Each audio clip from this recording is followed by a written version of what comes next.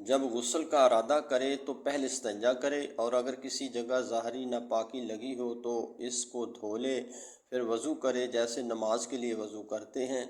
اگر پختہ جگہ یا تخت پتھر پر غسل کر رہا ہو تو پاؤں بھی ابھی دھو لے، اور اگر کچی جگہ میں غسل کر رہا ہو تو غسل کر کے آخر میں پاؤں دھو دے۔ غسل کے وضو میں کلی کرتے ہوئے خوب خیال کر کے حلق تک پانی لے جائے اور منہ بھر کر کلی کرے۔ اگر روزہ نہ ہو تو غرارہ بھی کرے، اور ناک میں جہاں تک نرم جگہ ہے وہاں تک سانس کے ساتھ پانی لے جائے۔ وضو کے بعد تھوڑا سا پانی لے کر سارے بدن کو مل لے۔ اس کے بعد 3 بار دانے کا کاندھے پر پانی ڈالے، 3 بار بائیں کاندھے پر پانی ڈالے، اور پھر سر پر 3 بار پانی ڈالے۔ ہر جگہ خیال کر کے پانی بچائے۔ بال برابر بھی جگہ سوکھی رہ جائے گی تو غسل نہ ہوگا۔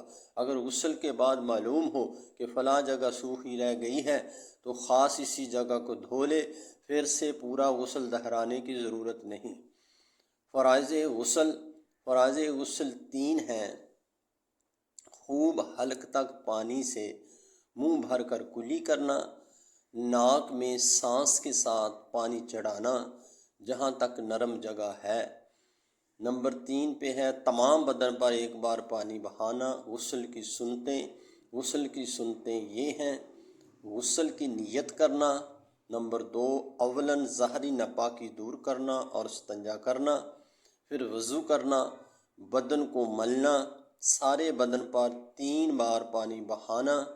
مکروہات غسل کے مکروہات یہ ہیں: پانی بہت زیادہ گھرانا، اتنا کم پانی لینا کہ اچھی طرح غسل نہ کر سکے،